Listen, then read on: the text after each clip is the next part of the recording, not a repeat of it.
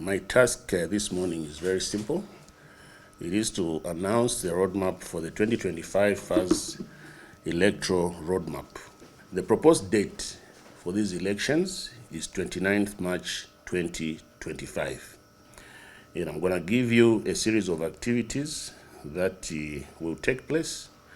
Of course, the first activity has already taken place, which is the approval of this roadmap by the Executive Committee, which is mandated to do so under Article 55, sub-Article 2 of the Constitution of FAZ.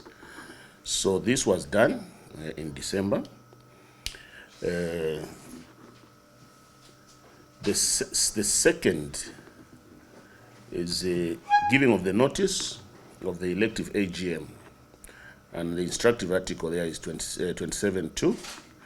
So it's expected that all the provincial elections will also give notices not later than 28th January to be able to meet the 60 days that they are supposed to give for their elections before the AGM. Then we'll have the opening of nominations for elections, which are governed by Article 33.8. That requires 45 days. We shall have eligibility checks. These eligibility checks should be done by 1st February 2025. Then once that has been done, obviously this will be done by the governance committee now. Previously it used to be done by what was known as the ethics committee.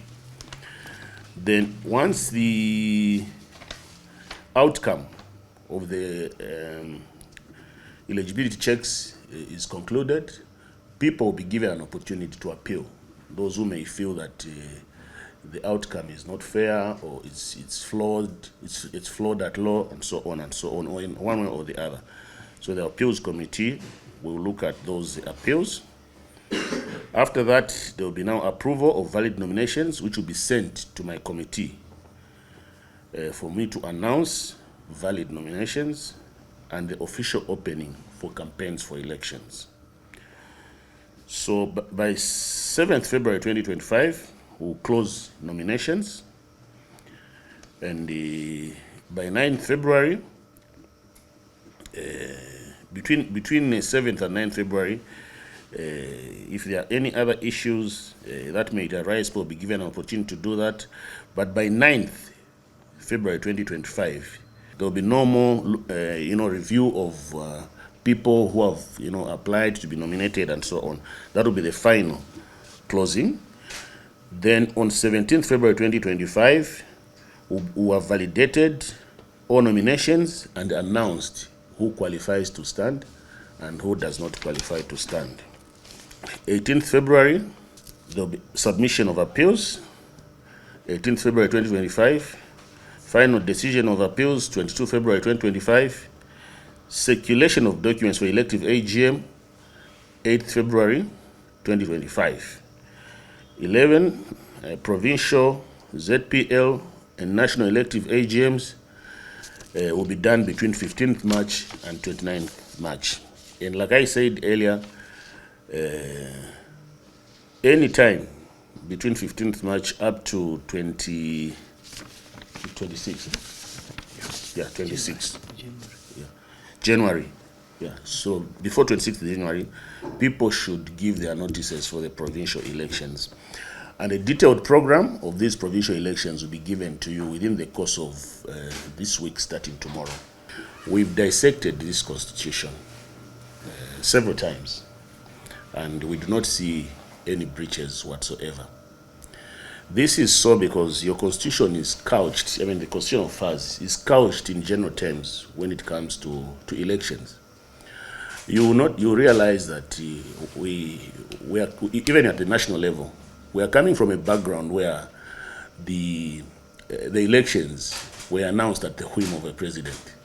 And this is why the constitution has amended to give a specific date when elections should be held. And that's what FAZ needs to do. If you look at Article 27.2, Article 33.3, and Article 79 of this Constitution, it gives unfettered powers to the Executive Committee to announce when the elections will be. So we've been bounced back this constitution to FIFA as we sit, and even this roadmap, we bounced it to FIFA. They also dissected our constitution, our electoral code, and they've approved this roadmap. And as you know, the constitution of FIFA is superior to our constitution. Ours is subservient to this constitution. They also have lawyers there who looked at all these documents, and they are in agreement with us. So there's no breach whatsoever. I entirely agree with my colleague, much so to the extent that I think the Article 79 being referred to here actually makes provision for the fact that the Executive Committee, in exceptional circumstances, has the mandate to make decisions that fall during the course of their mandate, which is what I believe they've done in this particular situation. And I think a point of emphasis is the provision that empowers the Executive Committee to call for an AGM. So it will be untoward for anyone to believe that an AGM can be called at their whim. It is the mandate of the Executive Committee to call for the AGM, which in this case will be an elective AGM. Yeah. But FIFA was given the roadmap. In fact, this announcement is preceded by FIFA a thumbs up, if you like, a go ahead, because we couldn't have convened in this manner had FIFA had a different view. So FIFA dissected the constitution, dissected the electoral code, and I think they had queries back and forth with the GS as office, but eventually they gave a thumbs up to the elections. And that's all I can say. Thanks. Thank you. So major takeaway there, colleagues, is that FIFA has approved the roadmap. But also to add, when we announced the elective AGM date, we did indicate in that statement that EXCO was going to table an amendment to the Constitution to enshrine the date of the elections in the Constitution, pretty much like what has happened at national level. So we'll not put a date first of this, but we'll probably say last day of March, so that it's not subject to interpretation. And I hope that is clear. The statement that was issued by the association was very clear that we feel we need to put a date in the Constitution. When that happens, it's no longer an executive decision to decide the date. It's now right in the Constitution.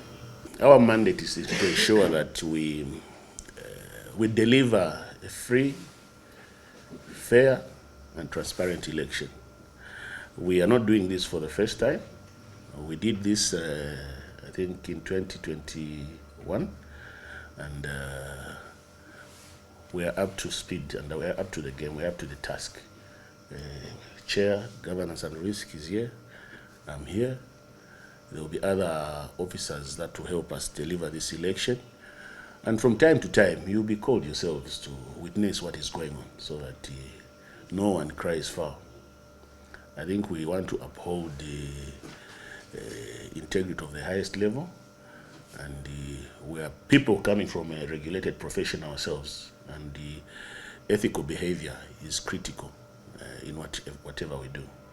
And that's what we are going to do. And we can assure you that it will be a free and fair election. Very transparent indeed.